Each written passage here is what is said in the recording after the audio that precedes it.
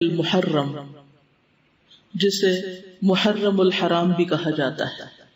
محرم کا لفظی معنی ہے حرام کیا گیا، یعنی جس مہینے کی حرمت ہے، جس میں بہت سے ایسے کام حرام کیے گئے ہیں جن کو ایک مسلمان نہیں کرتا یا ان کا کرنا اس کے لیے حرام میں آتا ہے۔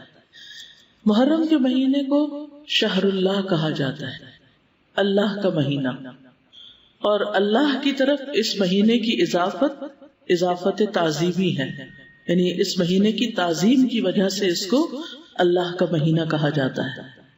اس سے اس مہینے کی امپورٹنس کا پتہ چلتا ہے۔ صحیح مسلم کی روایت میں آتا ہے، ابو ہریرہ رضی اللہ عنہ سے روایت ہے کہ رسول اللہ صلی اللہ علیہ وسلم نے فرمایا، رمضان کے بعد سب سے افضل روزے اللہ کے مہینے محرم کے ہیں۔ تو گویا اس مہینے کی بھی خاص عبادت پھر کیا ہوئی؟ روزے۔ عشر ذی الحجہ میں تو پہلے 9 دن کے روزے تھے، لیکن اس میں پورے مہینے میں سے جب بھی آپ چاہیں روزے رکھ سکتے ہیں۔ ضروری نہیں کہ پورے ہی مہینے کے روزے رکھیں جیسے رمضان میں رکھے جاتے ہیں، لیکن 10 تاریخ کا روزہ جو ہے اس کی خاص فضیلت ہے۔ محرم الحرام کی ایک اہمیت کی وجہ یہ بھی ہے کہ یہ ہجری سال کا پہلا مہینہ ہے، تو یہ مہینہ عظمت اور برکت والا ہے اور حرمت والا ہے۔ حسن بصری کہتے ہیں کہ بے شک اللہ نے سال کی ابتدا بھی حرمت والے مہینے سے کی اور اس کا اختتام بھی حرمت والے مہینے سے کیا، یعنی آغاز بھی حرمت سے، اختتام بھی حرمت پر۔ سال میں رمضان کے بعد اللہ کے ہاں محرم سے بڑھ کر عظمت والا کوئی مہینہ نہیں۔ تو اس سے کیا پتہ چلتا ہے کہ اگر کسی چیز کی ابتدا میں بھی حرمت ہے اور انتہا میں بھی، تو پھر ان دو کے بیچ میں کیا ہونا چاہیے؟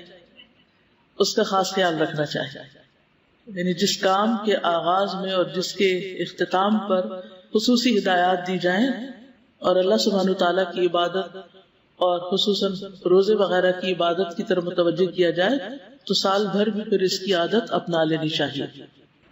نئے سال کا آغاز جو ہے وہ دعا سے کرنا چاہیے۔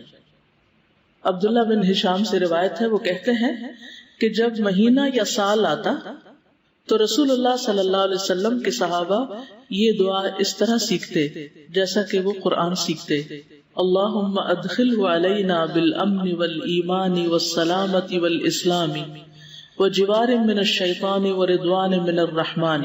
اس کا معنی ہے، اے اللہ اس مہینے کو یا اس سال کو ہمارے اوپر امن اور ایمان، سلامتی اور اسلام کے ساتھ، شیاطین سے بچاؤ یا شیطان سے بچاؤ اور رحمان کی رضامندی کے ساتھ داخل فرما۔ محرم کا مہینہ چونکہ حرمت والا مہینہ ہے تو اس مہینے میں خاص طور پر آپس میں ایک دوسرے پر ظلم کی ممانعت ہے۔ قرآن مجید میں آتا ہے، ان عدت الشہور عند اللہ 12 شہرا فی کتاب اللہ یوم خلق السماوات والارض منها 4 حرم ذلک الدین القیم فلا تظلموا فیہن انفسکم۔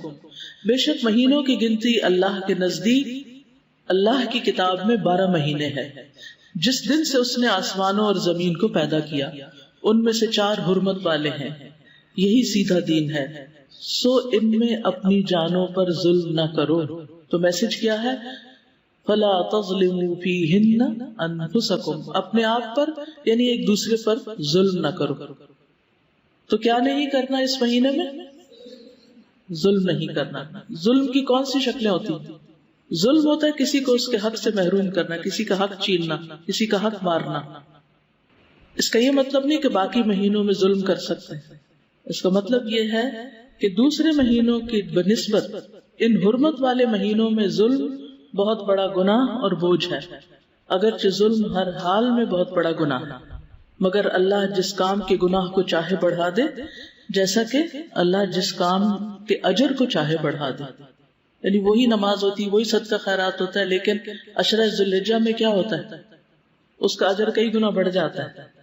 اسی طرح حرمت والے مہینوں میں ظلم کا گناہ جو ہے وہ زیادہ ہو جاتا ہے، اور یہ 4 مہینے خاص طور پر 1/3 آف دا ایئر خاص طور پر اس لیے اس کام کے لیے رکھا گیا اور اس کی شدت کا احساس دلایا گیا تاکہ لوگ اس کی پریکٹس کریں، کانشیس ہوں، اور خصوصی طور پر اس میں اپنے آپ کو ایسے گناہوں سے بچائیں تاکہ باقی سال بھی اس پر عمل کر سکیں۔